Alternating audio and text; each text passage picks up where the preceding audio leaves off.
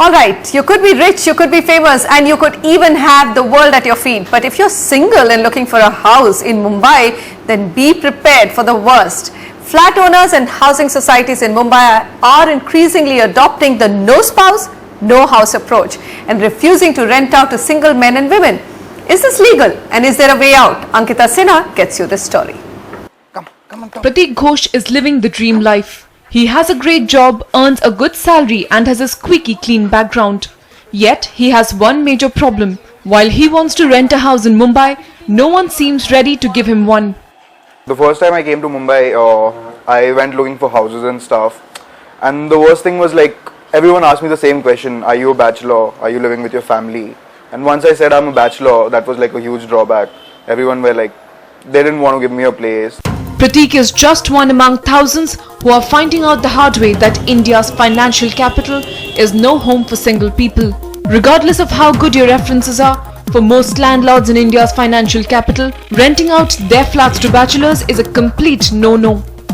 Most of the brokers and the landlords, landladies, they were looking for families. It's definitely tougher for bachelors to find a house in Bombay.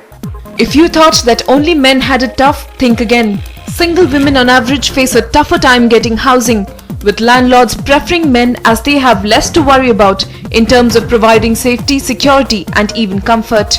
In that scenario, being a single man gives you an edge. The primary problem that girls have is if they're seen with a man anywhere in the vicinity of whatever accommodation they hire, or if they're seen in the presence of alcohol, if they're seen coming back late, it is considered as a dent in your personality and in your overall character, and immediately you are considered unworthy for a particular accommodation.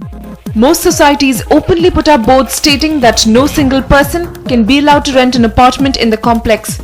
They go to the extent of imposing penalties on landlords and real estate agents who defy these rules. As a result, even real estate consultants have started steering clear of single people. Maximum societies are not allowing the bachelors to stay in the society. If they stay with their parents, then only it is allowed. So we also doesn't want to take that thing. This intolerance continues despite finding no place under the law. Under the Maharashtra Cooperative Societies Act, there is no bar for you subletting to any kind of person, whether it's a family or a bachelor or anybody, so long as you follow whatever is written down in the Act and the bylaws. Even if in the bylaws there is a provision which specifically says that you will not sublet to a bachelor or a single person, I think that is violative of his fundamental rights under the Constitution, and therefore it is illegal completely. But not too many single people are aware of this and so are forced to continue on. In the meantime, sites like Flat.to have emerged as thriving platforms for single people looking for housing. So there you go, the message from Mumbai is loud and clear. If you're single and looking to rent a flat, then maybe it's time to get married. However, with the rise in the number of working professionals in the city, maybe it's time the authorities stepped in just to ensure that these single people have a place to call home.